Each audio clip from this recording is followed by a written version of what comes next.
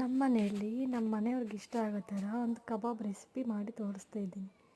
ಅಂಗಡಿಯಲ್ಲಿ ಒಂದು ಕಬಾಬ್ ಪ್ಯಾಕೆಟ್ ತಗೊಂಬಂದು ಅದಕ್ಕೊಂದು ಮೊಟ್ಟೆ ಹಾಕಿ, ಇದು ಬರೀ ಅರ್ಧ ಕೆ ಜಿಗೆ ಆಗೋಷ್ಟು ಮಾತ್ರ ಕಬಾಬ್ ಮಾಡ್ತಾಯಿರೋದು. ಅದಕ್ಕೆ ಒಂದು ಮೊಟ್ಟೆ ಹಾಕ್ಕೊಂಡು ಒಂದು ಕಬಾಬ್ ಪೌಡ್ರ್ ಹಾಕ್ಕೊಳ್ಳಿ. ಅದಾದಮೇಲೆ 1 ಟೇಬಲ್ ಸ್ಪೂನು ಗರಂ ಮಸಾಲೆ ಹಾಕ್ಕೊಳ್ಳಿ. ಸ್ವಲ್ಪ ಅದನ್ನು ನೀಟಾಗಿ ಕಲಿಸ್ಕೊಂಡು ಸೈಡ್ಗೆ ಇಟ್ಕೊಂಡು, ಆಮೇಲೆ ಗರಂ ಮಸಾಲೆ ಎಲ್ಲ ಹಾಕ್ಕೊಂಡ್ಮೇಲೆಕ 1-2 ಟೇಬಲ್ ಸ್ಪೂನಷ್ಟು ಖಾರದ ಪುಡಿ ಹಾಕ್ಕೊಳ್ಳಿ. ಲೈಟಾಗಿ ಅದನ್ನು ನೀಟಾಗಿ ಕಲಿಸ್ಕೊಂಡು ಮತ್ತೆ ಎಲ್ಲ ನೀಟಾಗಿ ಮ್ಯಾರಿನೇಷನ್ ಮಾಡಿದ್ದಾಯಿತು. ಅದನ್ನು ಇವಾಗ ಫ್ರಿಜ್ಜಲ್ಲಿ ಇಡಬೇಕು. ಒಂದು 1/2 ಅವರ್ ಇಲ್ಲ 1 ಅವರ್ ಫ್ರಿಜ್ಜಲ್ಲಿ ಇಡಿ ಸಾಕು.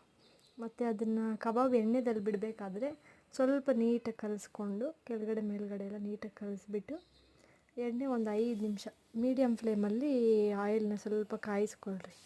ಕಾಯಿಸಿದಾದ್ಮೇಲೆ ಒಂದು 2 ಪೀಸ್ ಅದರಲ್ಲಿ ಬಿಟ್ಟು ನೀಟಾಗಿ ಸ್ವಲ್ಪ ಹೊತ್ತು ಬೇಯೋವರೆಗೂ ಚೆನ್ನಾಗಿ ಫ್ರೈ ಮಾಡ್ಕೊಳ್ರಿ ನೀಟಾಗಿ ಎಣ್ಣೆಯಲ್ಲಿ. ತುಂಬ ಟೇಸ್ಟಿಯಾಗಿರ್ತೈತೆ ಈ ಕಬಾಬ್ ತಿನ್ನೋದಕ್ಕೆ.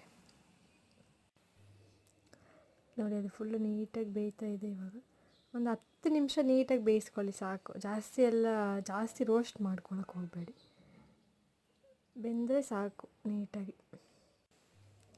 ಇನ್ನೇನು ರೆಡಿ ಆಯಿತು ಕಬಾಬು. ನೋಡಿ, ಲೈಟಾಗಿ ರೆಡ್ ಕಲರ್ ಬಂದೈತೆ ಸಾಕು. ಇಷ್ಟು ಜಾಸ್ತಿ ರೋಸ್ಟ್ ಮಾಡಿದ್ರೆ ಚೆನ್ನಾಗಿರಲ್ಲ. ನೀಟಾಗಿ ಅದನ್ನು ಒಂದು ಪ್ಲೇಟಲ್ಲಿ ಸರ್ವ್ ಮಾಡ್ಕೊಳ್ಳಿ.